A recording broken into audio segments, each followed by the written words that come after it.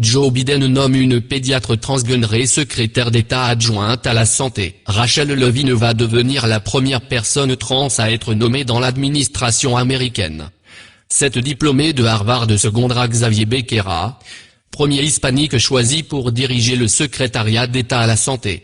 Le président élu des États-Unis Joe Biden a annoncé le 19 janvier qu'il nommait une pédiatre transgenrée, Rachel Levine, secrétaire d'État adjointe de la santé. Une première historique contrastant avec les mesures jugées discriminatoires de son prédécesseur Donald Trump.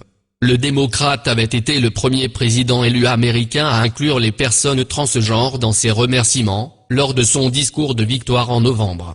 Le futur président a souligné le choix historique de Rachel Levine, actuellement directrice de la santé dans l'État de Pennsylvanie.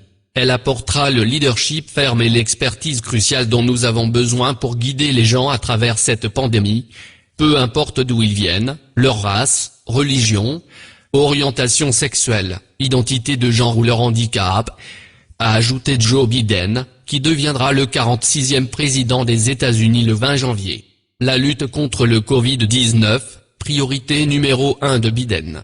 Le démocrate a promis d'enclencher la vitesse supérieure pour lutter contre la pandémie de Covid-19 aux États-Unis, pays le plus touché au monde avec 24 millions de cas et près de 400 000 morts.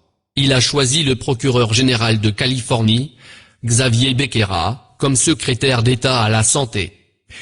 Aujourd'hui également professeur d'université en pédiatrie et psychiatrie, Rachel Levine est sur le point d'être la première responsable fédérale ouvertement transgenrée à être confirmée par le Sénat américain, a précisé l'équipe de Joe Biden. Elle deviendrait alors la plus haute responsable transgenrée du gouvernement fédéral américain. Les démocrates prendront cette semaine le contrôle de la Chambre haute, qui doit confirmer les nominations présidentielles. L'équipe du futur président démocrate souligne que Rachel Levine a déjà été confirmée à 3 reprises par le Sénat de Pennsylvanie, contrôlé par des républicains. Elle avait auparavant notamment co-dirigé le département de pédiatrie de l'hôpital universitaire Penn State Hershey Medical Center et avait été responsable de sa division sur la médecine de l'adolescent. Après l'annonce de sa victoire à la présidentielle, le 7 novembre, Joe Biden avait fait mention des personnes transgenres.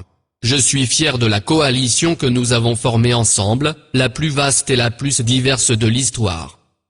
Démocrates, républicains et indépendants, progressistes, modérés et conservateurs, jeunes et vieux, urbains, banlieusards et ruraux, gays, hétérosexuels et transgenres, blancs, latinos, asiatiques, amérindiens et afro-américains, avait-il déclaré dans son fief de Wilmington.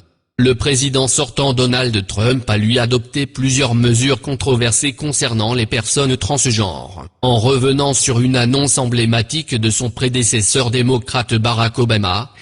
Il avait notamment annoncé en 2017 sa décision de leur interdire de servir dans l'armée, mettant en avant le fardeau des coûts médicaux énormes et des perturbations. Début 2018, le Pentagone avait finalement autorisé à s'enrôler les personnes transgenres n'ayant pas changé de sexe, ni l'intention de le faire, mais à condition de servir sous leur sexe biologique. Des tribunaux fédéraux avaient suspendu cette nouvelle politique, la jugeant similaire à la précédente.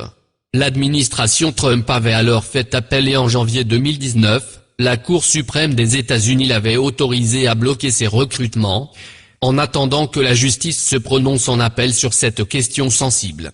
D'après les estimations, de 1320 à 15 000 personnes transgenres servent dans l'armée américaine sur 1,3 million de militaires en service actif. Son administration avait d'autre part tenté d'exclure les personnes transgenres des mécanismes de lutte contre les discriminations au travail.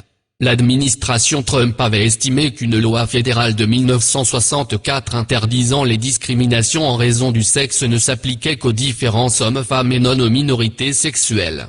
En juin 2020, la Cour suprême des États-Unis avait cette fois estimé que la loi les protégeait également.